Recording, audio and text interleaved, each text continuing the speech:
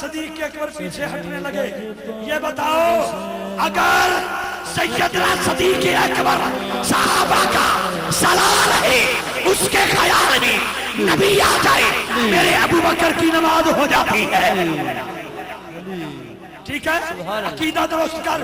ایک اور جملہ, میرے نبی سر سجدے میں, صحابہ کے سر سجدے میں, ایک صحابی سجدے سے اٹھے.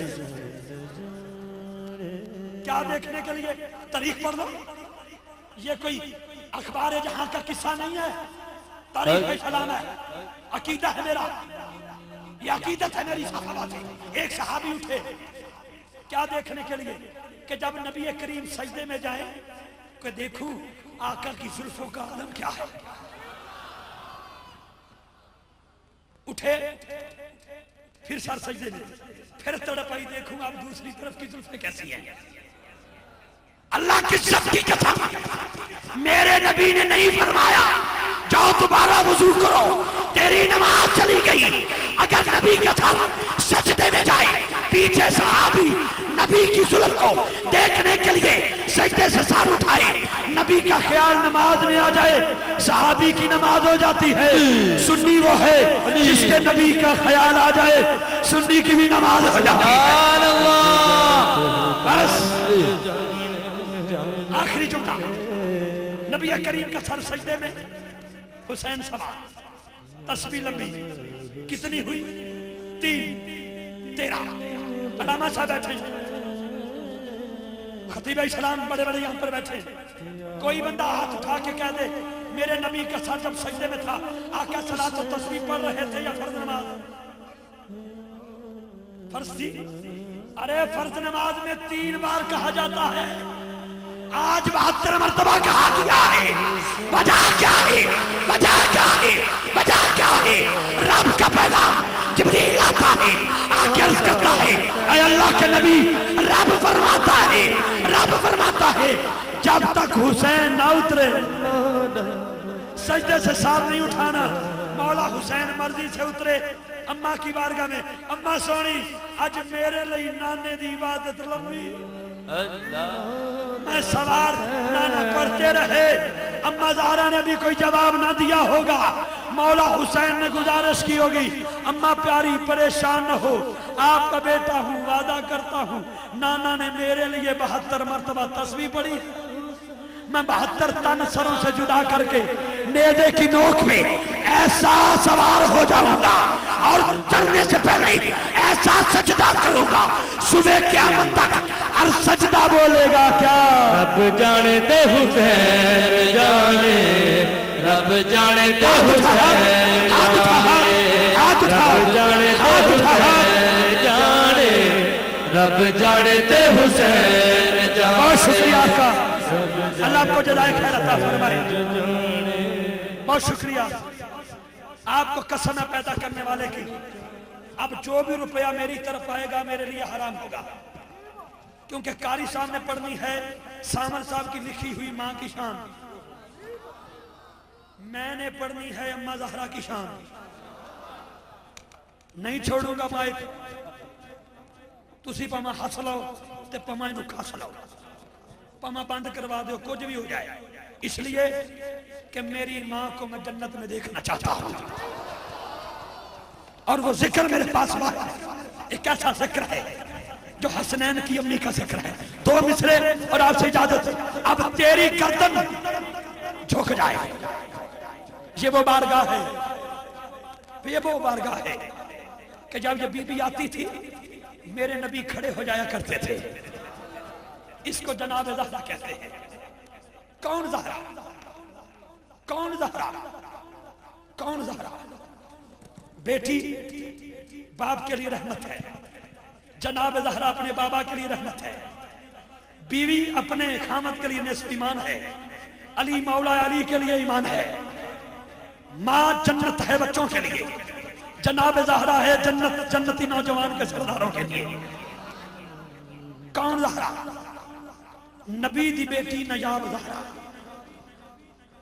نبی دی بیٹی نیاب زہرا ہے, نام عزت معاب زہرا.